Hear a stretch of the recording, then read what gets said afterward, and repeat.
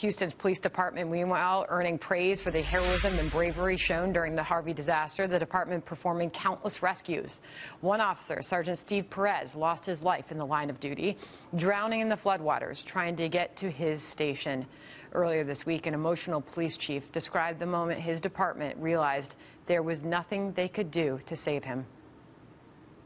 So we couldn't find him, and once our dive team got there, it was too treacherous to go under and look for him. So we made a decision to leave officers there waiting until the morning, because as much as we wanted to recover him last night, we could not put more officers at risk for what we knew in our hearts was going to be a recovery mission. Joining me now by phone is Doug Griffith, Vice President of the Houston Police Officers Union. Thank you so much, sir, for joining us. How do you plan to honor the loss of this officer? Yes, ma'am. We're going to have services, hopefully within the next 2 weeks, to honor him and his sacrifice. And of course, obviously, that will be an emotional day. It already is for all of the first responders down there, as many of them are still working tirelessly to help people out of harm's way. This is one instance of heroism that we are learning has happened on the ground there. Could you share with us any other stories? Yes, ma'am. We have just literally hundreds of stories of rescues, of officers putting their lives in harm's way to try to rescue these folks that really had no idea how bad this was going to be. We had estimates of what the rainfall was going to be like, but nobody really believed that we would see this kind of devastation. It has just been incredible. And we're still looking at these pictures, these images of these rescues by boat. It's been unbelievable to watch. Overnight, Houston police made water rescues of 18 people. But this is far from over. We know that there are still many people in harm's way.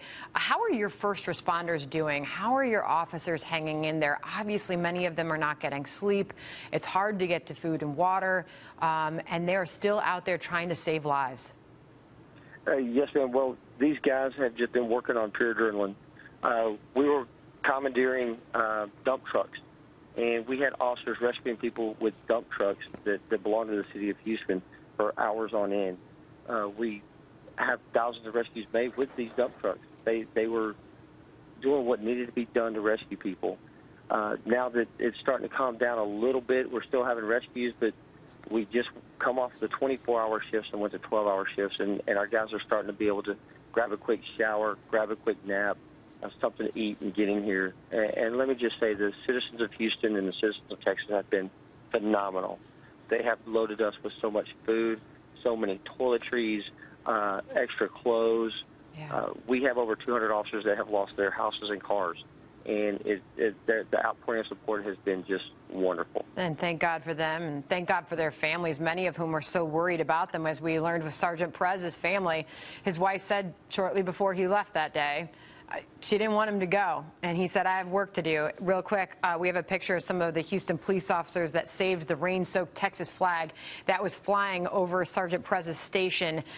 We are told that they will present this flag to the Perez family at a later date in honor of his and their sacrifice on behalf of the people of Houston. Doug Griffith, thank you for jumping on with us. Thank you, ma'am. You have a great day. And we'll all